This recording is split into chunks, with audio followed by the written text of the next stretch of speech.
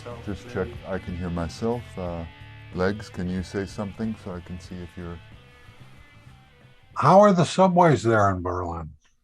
very efficient? After living in LA for years, it's very nice not to have to go into an automobile. The public Yeah. transport system actually works. So, How long did you live in LA? oh, too long. Uh, I moved there when I was a teenager in '76, and I was there for a few years, and then I was in London, Austria, Egypt, and then I came back during this radio werewolf period from '84 to '90, and then I went back and forth a little bit. But I've lived in Europe most of my adult life now. Yeah. When did you first meet Charlie? Well, I wrote to him in '85, and then met him in '86 in San Quentin, and then we did our recording in April of 1988 for Charles Manson Superstar. That's the first time I did a formal interview with him. And then Did you like him? oh yeah, yeah. I mean, I consider him a friend. Absolutely, Uh-huh. I liked him. I cut him a lot of slack because he was in a very tense and awful situation. He could be very exasperating, but yeah, we had a friendship separately from what he did and our involvement working on this book and this film. Yeah, we had a real friendship.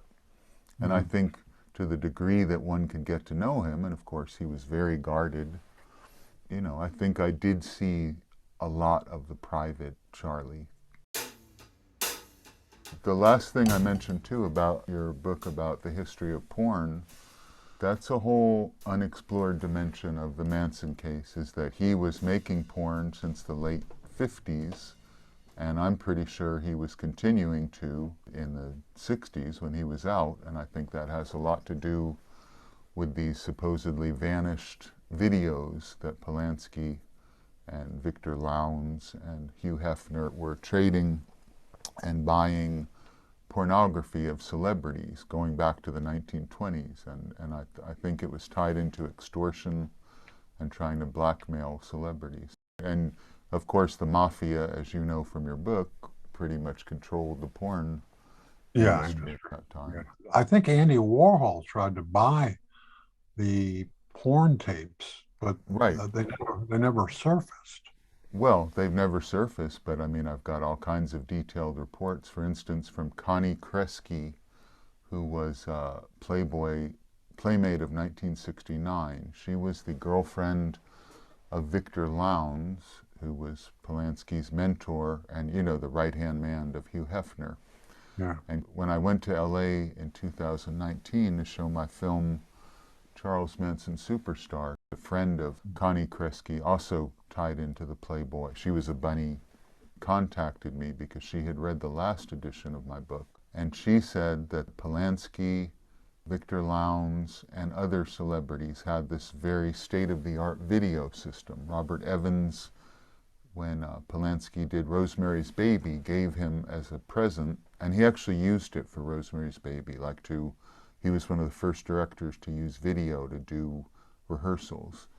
He Uh-huh. used it to make private porn because very few people had this video system. So he filmed Sharon Tate with celebrities. Victor Lowndes filmed himself with other famous actresses and models. And Hefner had this huge collection of it. So apparently they were trading, and this wasn't just stuff that was filmed in the 60s at Cielo Drive, and Chateau Marmont is apparently where a lot of this was filmed, according Uh-huh. to Gene Gutowski, because Tate and Polanski lived at Chateau Marmont before they moved Right. to Cielo Drive, and a lot of this orgiastic activity apparently went on there. But Hefner collected and Lowndes collected porn going back to Joan Crawford giving a blowjob, stuff like that. And Yeah. the interesting thing, some of the mob figures that Charlie knew were involved with an extortion ring. You know the Johnny Stompanato case, Lana Turner's boyfriend? Yes. Yes. He was apparently a hustler.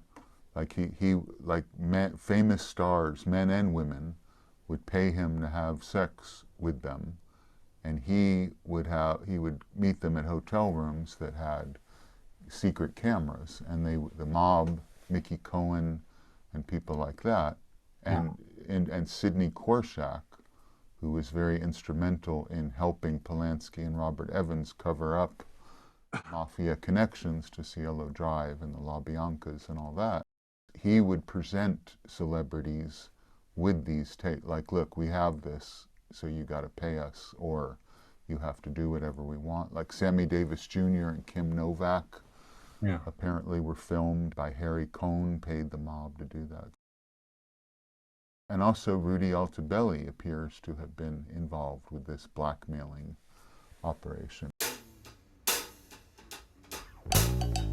And Charlie knew him much better than you would know from his testimony, which was pretty much, you know, Bugliosi forced him. We spent a lot of time with Rudy Altobelli.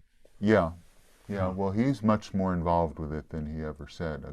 Did you meet a guy named Bob Esty? No. Bob Esty lived with Rudy.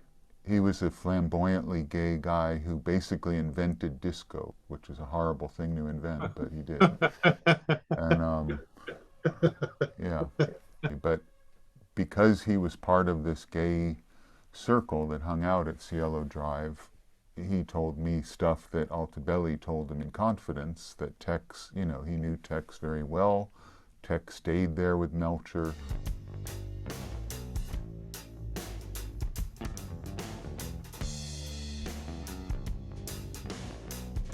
Tex was involved with drug dealing with Melcher. Melcher needed money desperately, so when Melcher would go out of town, Watson would stay at the house and be dealing acid from the living room.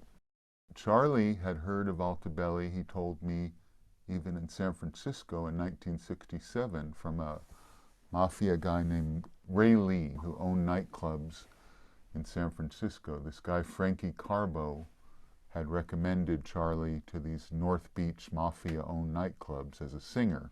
And this guy told him, there's a guy in LA named Rudy Altobelli that you can trust. And so he knew of him even before Dennis Wilson introduced him. And Altobelli, he had a little film company called Cottage Films, like his guest house was the cottage. Yeah. He made gay loops. Nothing horrendous or bestiality or that kind of thing, but at that time it was illegal. Yeah. And Charlie was involved in gay pornography. He told me that because apparently he could maintain an erection very long, he was in, you know, a big commodity. He met people at Universal Studios, closeted gay men who asked him to be in porno movies. Who was the star that Charlie supposedly had sex with at Universal? Oh, Peter Falk. Charlie actually had sex with Peter Falk in some kind of S&M thing. Peter Falk admitted this to a gay theatrical producer in Fire Island. I have a quote from him. He said, I did the crazy fucker.